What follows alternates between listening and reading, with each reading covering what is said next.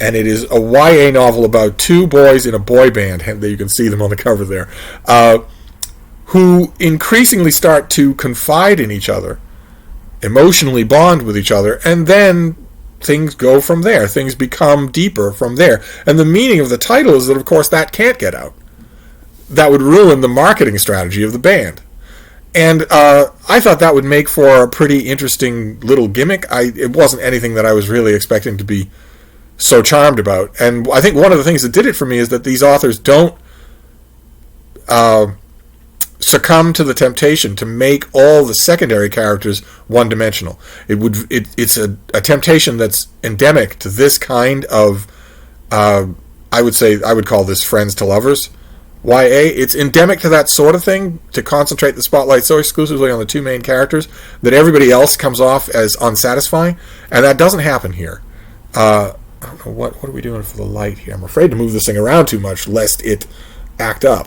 But you get the gist of what the cover looks like. This will be out in December. And if you like this sort of thing, if you like touching, slightly edged YA romance, you're going to like this book, I think. So let's see if we can get the next one to behave. Okay, the next one is history. Work of English history that I only lately came on my radar. And I really liked it. I really enjoyed it. So if you are a fan of the late Elizabethans, if you're a fan of the early Stuarts, this is a tremendously engaging book. It's by Claire Jackson, and it's called Devil Land, England Under Siege, 1588 to 1688. And first of all, I was struck by the cover. How interesting is that, right? As opposed to the usual cover that a book like this would have, which would be either a big portrait of, I don't even know, King James, or the detail from a color painting of the time. Neither of which I would totally object to. Certainly, they're better than anything you'll see in the American design of fiction. But this is rather eye-catching, and the author really digs in to this subject, to those dark and very unsettled years when you start out with a Queen of England who is very old, who has not named an heir. So everyone in the country, everyone in 3 countries, is looking ahead at absolute chaos, at the apocalypse. Some in the country will be almost old enough to remember what it was like, what it's like when you have a contested crown, what it's like when you don't have a settled order of succession. And the fact that the new king is coming down the country from another land, a land that has had, to say the least, a checkered history war-wise with your own country, that kind of bubbling insecurity with raging angers everywhere is wonderfully captured here, just wonderfully. So I want to recommend it for you history fans. This next one is also for fans of history and also for fans of religion. This is the new Oxford Handbook. This is edited by Gracie Davey and Lucian Lewiston, and it is the Oxford Handbook of Religion and Europe. And for those of you who don't know what this is, these are oversized hardcovers. They are pricey. And what they are is a collection of the latest thinking. So this is not a narrative history. This is a collection of essays on the subject of religion as it applies to Europe over the course of 1,000 years. And the latest scholarship, writers who want their stuff, who are writing about one particular thing, currency or statecraft or immigration, whatever it is, and also the permutations of faith as it goes from country to country, as it goes from political exigency to political exigency. You'll get essays in an Oxford Handbook. There are now hundreds of Oxford Handbooks. They're big, expensive things, but they are well worth the money if you find an Oxford Handbook on a subject that you like, on a subject that you're interested in. I have one on Spencer, I have one on Sydney, I have one on animal ethics.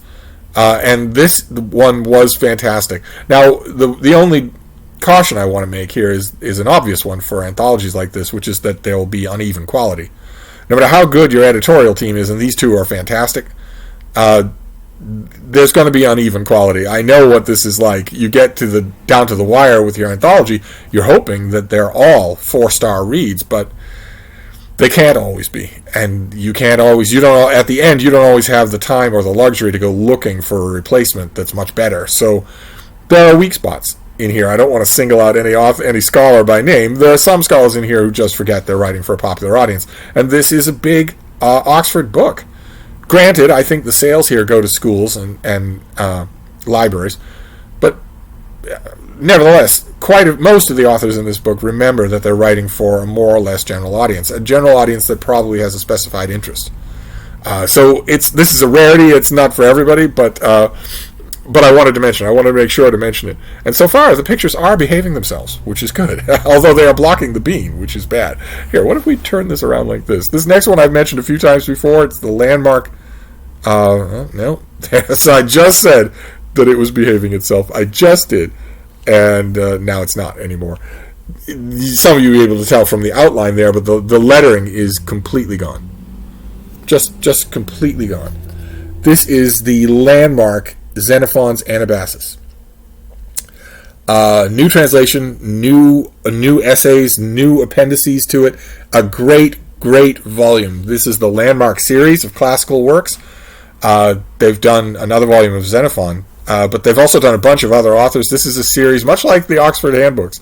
This is a series that they aren't cheap, but you get your money's worth. You very much get your money's worth. Because in addition to new appendices, which are essentially an anthology of new essays about all aspects of Xenophon's march up country, his most engaging story, one of the most engaging stories to come out of the ancient world.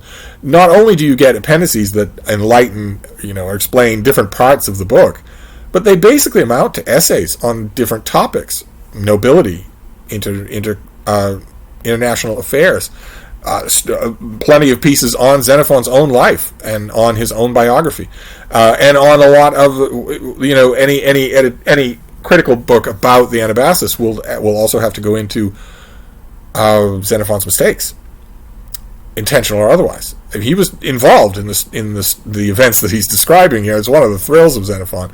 But I cannot imagine. I was a huge fan of the landmark Julius Caesar. I was actually a huge fan of the previous Xenophon book in the landmark series, the Hellenica. But this, I cannot imagine a better way to read one of the most enjoyable works of the ancient world than this. You get all the maps, you get introductions, prefaces, essays, glossaries, everything.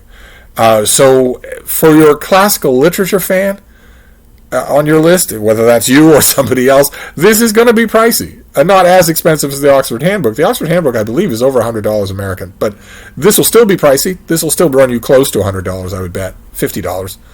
But it's worth it. Oh my, is it worth it. If you're a fan, if you have a burgeoning history collection, and you're a fan of the classical world, oh my, this is just, it was so good. It was better than I thought it would be. And I went into it a little bit on the skeptical side because the Anabasis doesn't need any help. Unlike quite a few other classical works, the Hellenica, for instance, of the same author, the Anabasis doesn't need any help. Give it a bare-bones English translation, it has captivated centuries of readers without any editorial or critical help at all. So, and I went into it thinking, well, if that's the case, then how much of the editorial or critical extra in the book is going to feel extra? It's going to feel superfluous, but no, no, it doesn't. It feels fantastic.